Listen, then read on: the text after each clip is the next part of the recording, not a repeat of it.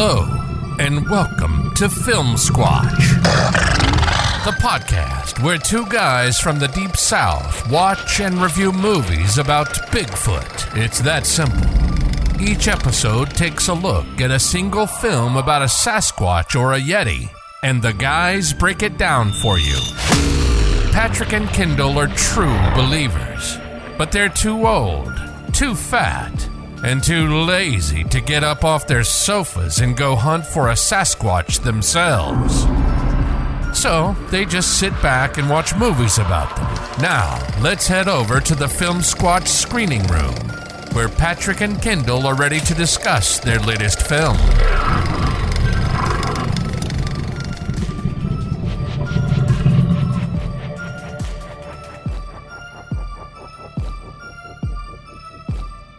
Hey everybody, welcome back to Filmsquatch, a new episode here. I'm Patrick Bennett, and joining me over Zoom is Kendall Fontenot. Hey Kendall, how's it going?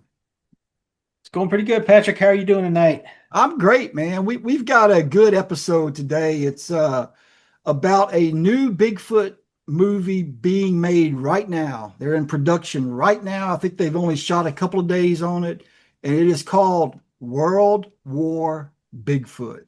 What a title, huh? And it is a World War II movie mixed with the legend of Bigfoot, you know, just kind of combining those two elements together into a awesome sounding movie. All right, everybody, we're back and we're here with Jason Mills and Jason Benson, and they are filmmakers working on a Mills Pictures production called World War Bigfoot.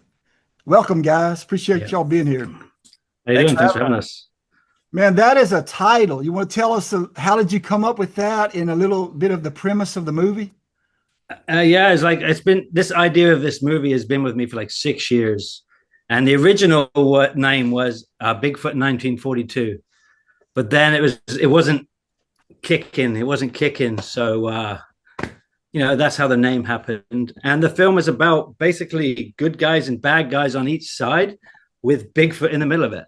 Basically, it's just a whirlwind adventure of just action, Bigfoot, hate, love, everything's in it.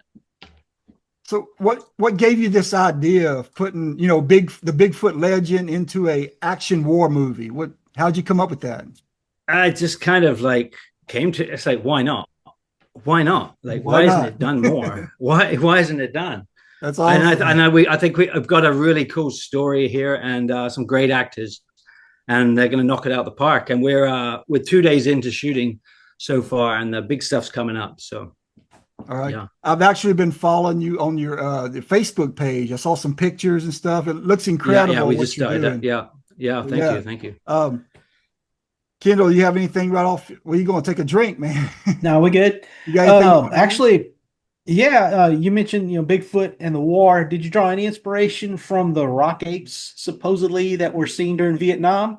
Not really. A lot of my ideas for my movie are just originally in my head. I love Bigfoot, and I love World War II, and I love war movies and stuff. So I just want to kind of like mix it together and let's do something cool. And I come up with this really cool idea, and I can't wait to show more about it. Yeah, it's pretty cool. I mean, there have been quite a few stories over the years of military coming into contact with Bigfoot, supposedly. We don't know for sure. Exactly. And I mean, that works perfectly. So that sounds like a pretty cool premise. Yeah, it is. It's really fun one to do. I mean, it does feel like just about any forest in any part of the world, or it can have its own lore. It can have its own Bigfoot, or it's the Loch Ness Monster, or we have not too far, for about a 5-hour drive from us, we have our own Loch Ness Monster, Ogopogo, where people have reportedly seen it, and it's still a legend. So I kind of feel like this is this kind of story that no matter where you are, if you're in Slovakia, or if you're in Germany, or if you're in India, they probably got some sort of monster lore somewhere to do with, somebody have seen it, does it exist? And Bigfoot, Sasquatches, I feel like they're pretty universal right across the board. So Jason Mills, have the two of you worked together on a movie before? Yeah, we've done a few movies. I know you've had some Bigfoot movies, right? Yeah, Bigfoot Country was our biggest release. That was a really fun movie, like basically an accident movie. We wanted to just make this fun movie, and it slipped into something that was like, hey, it got better as it went. And that they had no script. We kind of went unscripted on that movie, which is kind of what makes the magic a little bit. Sometimes, when you don't have anything to work with, you can create it on the spot. And I love that part of filmmaking. Let me ask you, before y'all got involved with any Bigfoot movies, were y'all Bigfoot movie fans? Do y'all each have a favorite Bigfoot movie you can tell us? Harry and the Hendersons was probably, as a kid, that was probably the best one that I could, as a Bigfoot. You could see the good Bigfoot and everything. But other than that, there's some found footage ones that I watched that were really cool. And I like the creepy Bigfoot vibes. But I also like the Bigfoot isn't a bad thing. It's something in the woods that is just living, and the humans are the bad thing. That's kind of how I go with the Bigfoot movies. I kind of make the Bigfoot's not the bad guy. So that's kind of how I look at it.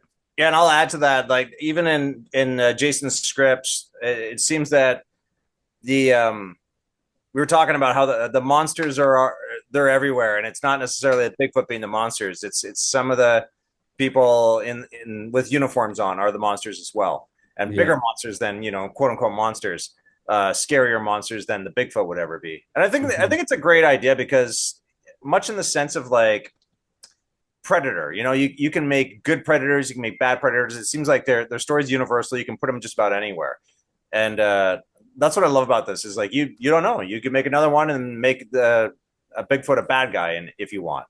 So you really have that carte blanche of where you want to take it. All right, you said you've been 2 days in production, actually shooting the film. How long do you expect it's going to take before you complete it? We should be finished shooting by, I would say, September 2nd, by the looks of everything that's going planned. And it should be finished by then. I've actually edited up to date because I'm editing it as well. So it's all edited as we go as well. So we can see it basically real time and see where we need to fix things and stuff. But it's looking great so far. We've had some emotional scenes that we've shot already. And it's going to be really cool. Whereabouts are you shooting it at? We're going to be shooting in Chilliwack. It's a big forest. I don't know if you've heard of it in Vancouver, Canada. Vancouver? Yeah, Chilliwack. Yeah, it's lovely, like rivers and everything there. Beautiful scenery. You ever see? This is not where it's shot, but you ever see a movie called First Blood? Sylvester's Rambo movie. It's very similar. First Hope, where they shot that movie, is only an hour away from Chilliwack. It's the same idea. It's just the mountains, rivers. It's just gorgeous. Yeah, I've always wanted to go to Hope. I researched it. I'd love to go on a vacation just to see that little town because it's so beautiful where it's set. Yeah.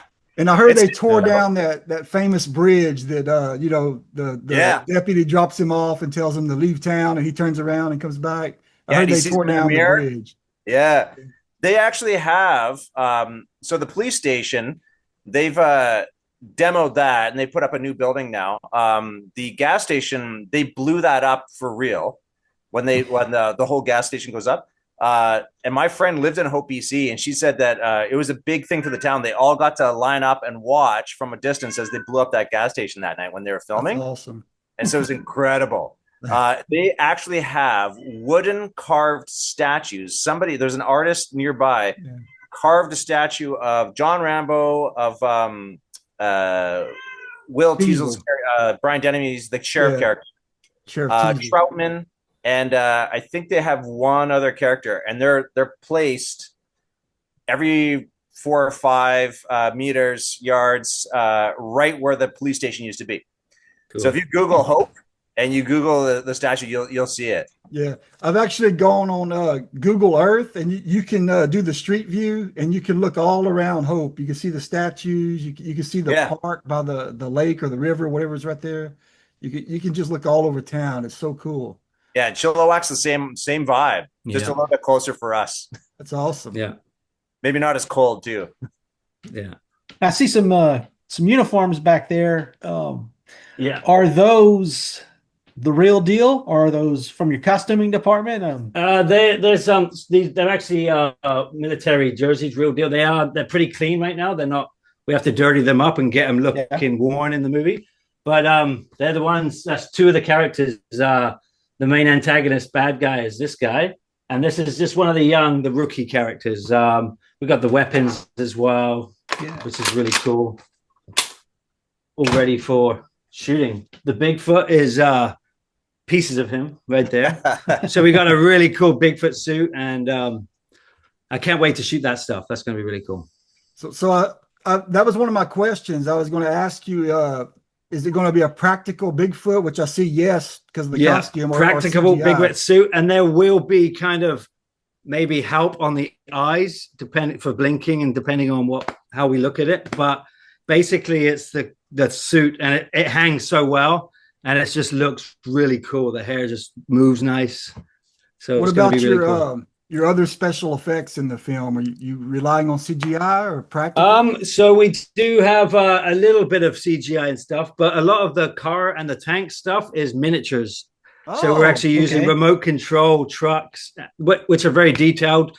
I actually painted them up myself, and they're awesome, and it's really fun to shoot the miniatures with the fog and the headlights. They look real if you do it at the right angles and right speed.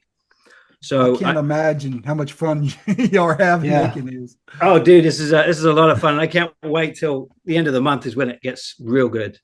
Yeah, he's a big fan of practical. I mean, it's obviously something like this. It's a period piece. You have to rely a little bit on CG just to help you out, but Jay's like always a proponent of practical. I mean, we've talked about the movie The Thing. How pretty much all the effects in The Thing were practical effects, and to me that still holds up so much more. You watch the Thing with the original one from 1983, John Carpenter's, or 82, and then you watch the other one they did, I think in like 2014, 2015, which was just all animated, all CG. It's one of them still holds up, and the other one doesn't really. Doesn't hit the same way, yeah. No, it doesn't, and it's those practicals. It's just so much more. Like even Jaws, It's still a scary movie. Yeah, you can say, the shark looks a little fake in this angle, but it's not like every time you see a, Sharknado shark, you're like that. Well, it's fake. It's fun, but it's fake. Yeah. Mm-hmm. Yeah. So, how many actors do you have in this whole production? Like you cast? 2, 3. There's probably a 7 or 8 main cast. Oh wait, with the family, there's more. There's my actual daughter and son are in the beginning of the movie, getting the story told to them, which is really cool. So they get to be in it. So there's about 12, I would say, 13. Okay. Yeah. And a lot of extras like soldiers added in there for like a little bit of, you got to kill some soldiers off. I need some bodies dropping. So yeah, that's a bunch. Yeah. But other than that, basically that. Yeah. And then the Bigfoot. Ask Jason Benson. So anything you can tell us about your character, who you play, or anything about your mission?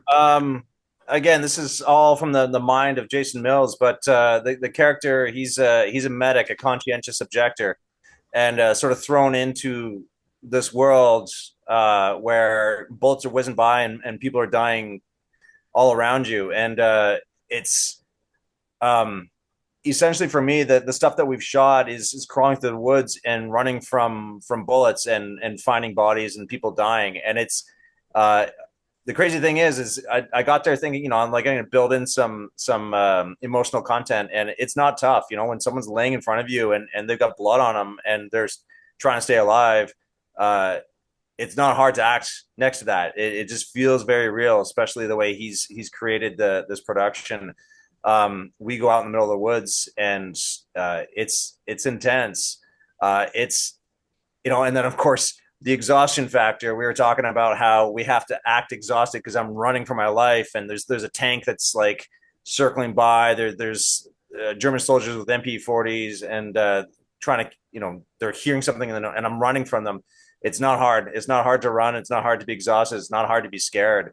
It's really, really cool. And I would say it's probably some of the simplest work in my emotionally simplest work. Physically, it's draining. But we'll see how that goes. But it's a great character, because I think that everybody loves when you think of like the iconic war movies like Thin Red Line or anything from Band of Brothers or Steven Spielberg, Saving Private Ryan. Yeah, those characters are so, fleshed out. Like they're just trying to live, and they're trying to survive, and they're trying to keep other people alive. They're not there so much to kill. So it's more a movie about that. Like Jason and I were having conversations about that, and he had said that this movie is more about it's a story about Bigfoot, but it's a lot of it is a human story and how we are to each other. And it's not like, I don't think you set out to create an allegory for humans being monsters, but it's a really good example of that. And here I am witnessing all this, just trying to stay alive and not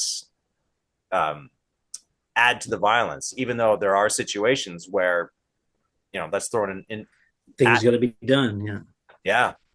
Things got to be done. You got to save yourself. You got to fight for what's right. Yeah. So I want to ask Jason Mills. Yeah. So, you've worked on Bigfoot movies. So specifically for Bigfoot movies, what would you say is the hardest part of making one? I would say having the right Bigfoot suit, but if you shoot a bad Bigfoot suit right, in the right angles and the right lighting, you can get in it. So I love making Bigfoot movies. I don't think there's a bad or hard thing about it. It's just, I love it. Like I can't think of anything that would make it hard. So what advice can you give, say, an aspiring filmmaker who wants to make a Bigfoot movie? It's his first film. What can you tell him? Don't think, just shoot it. I thought you were going to say, do it. Don't do it. No, don't think, just shoot it. Just shoot it. Get it shot. Make it. Make your thing. Stop thinking too much. Boom. And don't listen to too many outsiders, because you have to get it done. And that's the one thing, is just do it. I had these t-shirts designed it was just effing shoot it, with a bad word on there. And I wanted to sell those and this is people, guys, just shoot it. Just do it. Because I always see people want to do it. Oh, I should have done it. Guys, do it. What's stopping you, really? What is really stopping you? So I'll even add to this. Jason, how long ago did you do your first Bigfoot movie?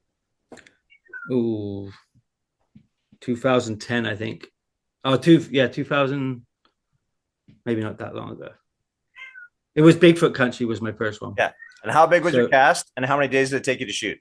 So 3 days to shoot, and I have a cast of about 6 altogether, but 5 or 4 main. Basically, we shoot very fast. Just shoot it. Yeah, just shoot it. So I love about him working with you and a reason for that is I use camera, I direct, I edit. I've already edited the scene, so I know what I've got in my head. So it's already okay, I'm good. We can move on. Some actors are like, what? Did we get it? We got it. When I know I got it, I got it. And that's one thing, is just do it, get it done. And I promise you will succeed. That's one of the things I like with working with him, is there's no pipeline. He knows when you're shooting, he's ticking the boxes of got that shot, got that angle. We'll use the first part of this take, the second part of that take. He already knows. He doesn't have to run it up the flagpole and include other people into the conversation. He's got it figured out. He's like, got it. Or we shoot it again, but we add this to it. And it's as simple as that. And it's a very effective formula. I'm not saying everyone can do that. He can. But I mean, he's also done that how many times? 18 features now, yeah. Yeah. But Jason Benson, question for you. Say an aspiring actor. What can you tell them? What's the best way to get started? Do they need a coach, or just a class, or acting school? Where should they start? Yeah, definitely. I mean, I've been to acting classes that weren't worth it, and then I've been to acting classes that were definitely worth it. I feel as though there's an immense resource online with acting, whether it's masterclass or there's other actors on YouTubers that you can follow. You can get amazing information from. Watch as many interviews as you can with the actors that you like. I'm always dumbfounded at how simple it is, the things that they're talking about that you can apply to your craft, definitely take an in-person acting class. Somebody who can kick your ass, somebody to say, that's wrong. You're not connected to the material, or they can direct you, go faster, be angrier, hold that a beat, then pursue that sort of thing. Read as many books as you can. Larry Moss has got a great book. Read anything from Ivana Chubbuck. But honestly, the biggest thing is understand, this is the work you can do at home for free right now, is understand what genre is and how acting is different in each genre. It's truthful under all the circumstances that you got to be honest to yourself, but you have to understand the genre. So a war film, if you have a line, you're going to say that different than you are going to be if you're on like a 4-camera comedy. It's going to be different than if you're in a rom-com or an indie addiction feature, whatever it is. There's just, things are paced different and delivered different. But the thing that remains the same is you have to have that emotional life. If you don't have access to that emotional life, it's just not going to read. You're just saying lines. And that's the biggest thing. When people be like, it sounded kind of flat or didn't sound real, it's because you weren't letting yourself go there. It's a weird thing. It's a weird thing. Like letting yourself be vulnerable in front of potentially 30 million people. It's very strange. That was the toughest thing I had to get over with. I wanted to be Arnold Schwarzenegger. I lifted weights. I rode motorcycles. I wanted to be Terminator. And I didn't want to let my emotions go. And then once I found the right coach who would just help me get through those emotions. Also, I had some shitty things happen in my life, and it just, like that. I was like, oh, I get it now. I know this is a long rant, but the one thing I would also add to that, direct and write. Once you can understand what they're looking for from their point of view, you'll understand what you need to deliver as an actor's point of view. If you can, get out there, just direct community theater, direct a 2-day short film, direct a music video, or write something, write something terrible, write a shitty script, but you'll understand what you want your actor to do when you're writing it. And then as an actor, you'll take a script and go, oh yeah, I know what's going on here. I know what they want me to do. It's the decoder. It's great. It's like you can just level up. That's a lot of information. I'm sorry. That's some good advice. No, that's great. Appreciate that. Great. I kind of want to get back to the Bigfoot. Your creature. Yeah. Where did you draw inspiration from? Was it Harry and the Hendersons? I think that's always in my mind. The Harry and the Henderson was just so good. I also don't like showing direct. Because if you don't have the right budgets to show the right suit that you want to show, you have to find a way to shoot it in a way that is effective, but not give it away too much. Because this suit is the best suit I've ever had, so I've upgraded from I got about 4 different suits now, and this is the best one I've got out of all of them. So I'm really stoked for it, and basically it's just, and it is. What else would it say? It looked like I have the mask right looking at it right now. But I don't want to give anything away yet, right? If you know what I mean, because it is unique. So, but I guess Harry and the Hendersons with a bit of kind of. Did you see Bigfoot Country? Yes. Yeah. So how I showed the Bigfoot then, that was a really cheap suit we had, but the way the blurriness in the sunlight and stuff, that was kind of, I love that kind of big, that kind of where it's walking around, moving around like it does in the wilderness, but still hiding in a way. What I liked about that film, you only have, was it 4 cast members? Yeah, traveling through the whatever you call it, forest, woods. Yeah. But that, I like that, just working with a small cast. Very simple. Kind of guerrilla style, out in the woods. Totally. Yeah, that was awesome. And that was shot, no script. We made that up as we basically went along, and that's what I love about that movie. It was, and that's I think we hit 8 million views on that movie plus on our YouTube channel, which is amazing. So just fucking let me ask you, when this movie comes out, where can people view it at? Is it just streaming? It probably will be on Tubi, Amazon Prime and all that stuff. But I'm in talks with a company right now. So if they sign it, then they get the rights and does their thing. Yeah. But then it will always come to my channel in about a year after the release. It will always come to my Mills Picture Studios channel. So eventually it will be there. But I got this is going to be a little bit more than my other movies. This film has more something more in it, and I feel it's going to go a little bit bigger and further. Any physical releases coming out, like Blu-rays or anything? Yeah, I will definitely. If anything, because now it's basically the filmmaker's job to do that. But I can always have, because I love physical releases personally. I love having the collection. Mm-hmm. And so I will get some made. There will be some stuff made. Yeah, for sure. Awesome. Do you have, I know I'll follow you on Facebook. You have other social media channels? Instagram, Mills Picture Studio on Instagram, and Mills Picture Studio's YouTube channel. We have a really big subscriber channel, and all the movies that I've made are on there, everything. And what about your website? Website is millspicturestudios.com. Do you have any merchandise on there? There's merchandise for Freakies. That is a movie that I made with puppets, kind of like Gremlins. That is on the YouTube channel. You can buy through there. And I think there's a link on my website. I'm not sure if I put it on there yet, but there should be one on there. And the World War Bigfoot merchandise is coming shortly around September. Yeah. Awesome. So there'll be some epic stuff to get. So for sure. Do you have anything that we haven't covered that you want to talk about? We use projectors in the movie, like for driving scenes and all that stuff. So it's all just like the big guns are doing, but just in a smaller scale.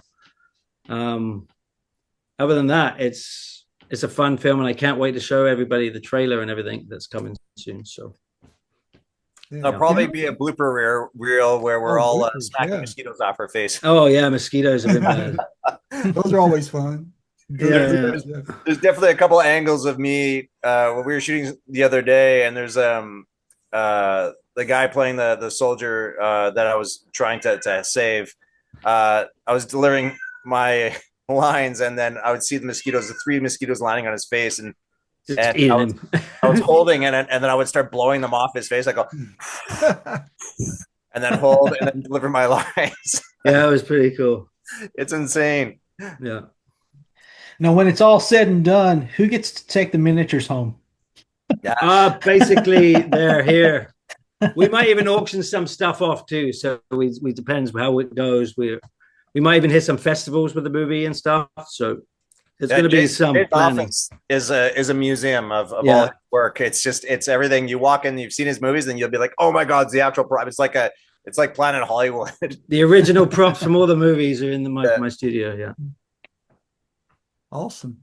Yeah. All right, well, guys, we thank you so much for being on Filmsquatch and telling us all about your upcoming Bigfoot film. We can't wait to see it. It sounds like a blast. No pun for war. Blast, but there is some blasts. We can't wait to see it. It sounds awesome. Awesome. Can't wait to show it. But we appreciate you being here. So thanks a lot. Thank you for having us. Patrick, Kendall, thank you very much. Thank you, guys. We appreciate having y'all. Thanks a lot. We do. Well, ladies and gentlemen, we want to thank Jason Mills and Jason Benson for being with us. We cannot wait for World War Bigfoot. Just the title alone gets me all excited, man. I'm really looking forward to this one, and based on what they told us, it seems like it's going to be a good film, and they are going to put a lot of their heart and soul into this picture. I can't wait for it, and we want to thank them once again. Thanks, Jason and Jason, for coming on with us, and we can't wait for your movie. And with that said, Patrick, we've got business to tend to on August 30th. We've got something called the Monster Mingle up in Falk, Arkansas. I don't know what's so special about Falk, Arkansas. I've heard of that. Yeah. I've heard of that. Is that where Bill Clinton's from? No. no. Hope. What is Falk? That's Hope. Falk is home of the legend of Boggy Creek. You're absolutely right. Monster.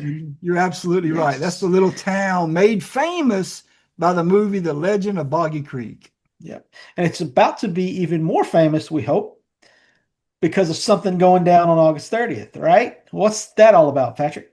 All right, man. We're joining with our friends over there at the Boggy Creek Boutique, Jeff and Cindy Sheldon, and we're putting on the Boggy Creek Monster Mingle. And it is a full day of fun and excitement, all centered around Bigfoot. And we're going to have vendors. We're going to have music. We're going to have a food truck. Of course, you got the Boggy Creek Boutique is going to be open with a lot of Bigfoot merchandise and other collectibles in there. A lot of food items like sauces and jellies and chips and all kind of stuff. You won't believe the fun stuff they have in their store. And then Filmsquatch will be there showing 10 Bigfoot short films throughout the day. We're having like a pop-up Bigfoot short film festival. And we have 10 great ones for you to come see. And they're anywhere from like 3 minutes to probably 30 minutes. And some of the filmmakers will be there to support their film and do a Q&A afterwards about their film. So if you're interested in meeting the filmmakers or you're an aspiring filmmaker and want to know how to get started, be there, because these people, you can pick their brain and they will get you on the right path. And Mitch Lang, if you haven't heard that name, he's a filmmaker from Louisiana, and he will be there with his production team, and they are showing after the festival's over. Come back at 6:30. We're going to be showing his feature-length Bigfoot film, The Bogman. And you can ask him all about it during that, they'll be there all day, but you can ask him all about it and enjoy the screening with them and pick their brain and learn everything about making a movie. Yep. Yeah, you get to hang out with two of the best looking podcasters on the planet. Oh, they'll be there? Yeah, they'll be there. I don't know who they are, but they'll be there. And then we'll be there too. We'll be signing babies. Yeah, signing whatever babies you bring to us. We'll sign anything. Get an autograph. We'll take pictures with you. If you need something to put on your scarecrow, get a headshot of each of us and throw it out there. Give you a 100% guarantee there will be no crows in your garden. And I want to make mention of a very special guest that we have attending, and this is H.L. Phillips. And this is the actual deputy sheriff, the chief deputy of Miller County, back when all the Boggy Creek stuff was happening. All right. He's the actual real life police officer that went out and took all these statements from witnesses of the Falk monster and did the investigations and stuff. So he will be there. And if you want to know how the true life events measure up to the movie events, you could ask him. He's going to be telling stories about everything that happened, and just come and listen to him and be fascinated. It's going to be a fun time. Yep. And the best part about the whole festival, besides meeting Cindy and Jeff, Kendall and Patrick, and Squatchy, is it's free to attend. We're not going to charge you to come in the door. We're not going to charge you to park your car. It's completely free. So show up and have a good time. And if you stay for the entire event, when you leave in the evening, those are prime hours for potentially getting a look at the Falcon monster. So that's another incentive to be there. You might actually get to see the real deal while you're there. So we're looking forward to everybody joining us on August 30th at the Boggy Creek Boutique for the Monster Mingle. Can't wait to see all y'all and to meet you face to face. Any of our international listeners or watchers, if you're in the area, we'd love it if you came down and checked out the Monster Mingle. And Patrick, do you have anything else to say? I don't know, maybe I'm a World War II soldier out in the wild and I hear something crunching in the woods behind me, but it's not a German soldier. What could it be? Well, I just want to warn you, man, you better get that bayonet nice and sharp and keep it in your hand, because it just might be the Falk monster. Be careful, because Bigfoot is out there.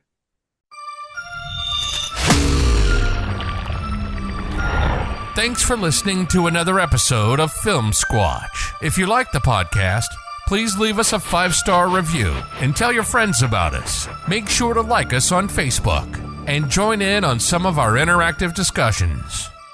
Remember, Bigfoot is out there. Watch your back.